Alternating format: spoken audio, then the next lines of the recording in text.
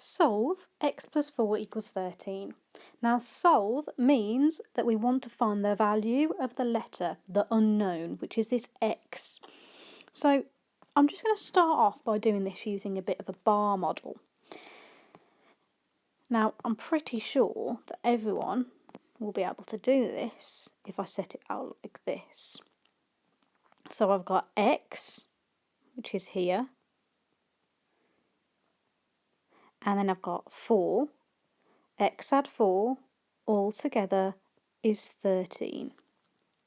So I want to know what's missing. Well, we know that both x add 4 make 13, so I need to use my inverse operations. 13 take away 4 is 9. So that means that x is 9.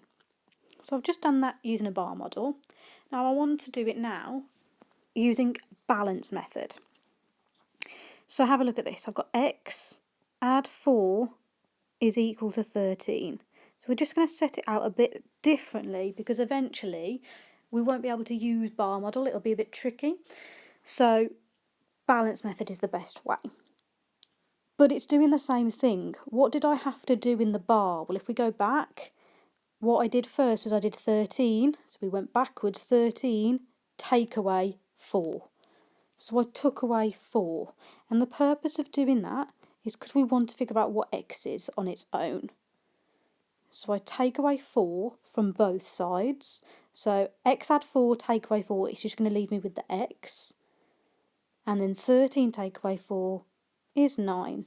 So I've used inverse operations by doing the opposite of what's there. So the opposite of add is take away. So I took away 4 from both sides.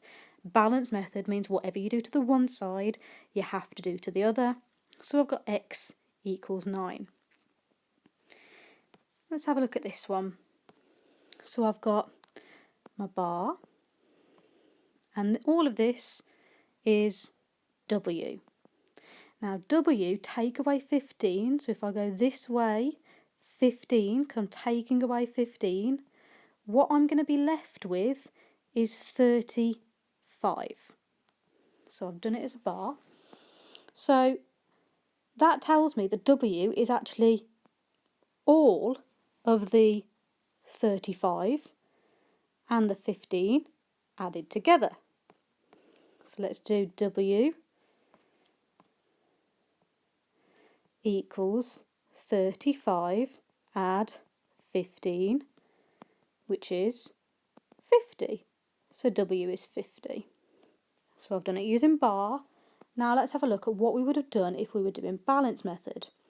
So that's w take away 15 is equal to 35. So what did I do with bar? Well, I ended up adding the 15. Again, that's the inverse operations of take away 15. Remember, you want to end up with just w. So what do you have to do to this to get just w? I have to add 15 to both sides. That means that I end up with 50. X divided by 4, so remember a fraction is a division, so that means x divided by 4 is 7. So if I have a look again at this as a bar, so here's x, and what I'm going to do is I'm going to put a bar of equal length underneath. So if I split that bar into 4, my answer is 7, so there's going to be 7 in each one. Now we know that all of those together make that x. So if I add them all up, 7, 14, 21, 28. So x is equal to 28. Now let's look at it using balance method, what we would have done. So we've got x over 4 is equal to 7. Now what we did with the bar, we actually times that 7 by 4, and that's exactly what we're going to do here because we're doing the inverse operation. At the moment this is x divided by 4. I want to figure out what x is. So to get rid of that divide by 4, I actually need to times by 4. So I've times by 4 that side. I need to times by 4 that side. Whatever you do to the one side, you have to do to the other. So my answer is 28. Let's have a look at the next one. Again, let's go back to a bar to start with. So I've got 2x. So if I split this bar into 2, that's x and that's x. And it's telling me that that is equal to 18. Well, this is a fairly simple one. I need to divide by 2 to figure out what goes into each one. So 18 divided by 2 is 9. So that means x is 9. Again, let's look at it using bar. So I start off with 2x is equal to 18.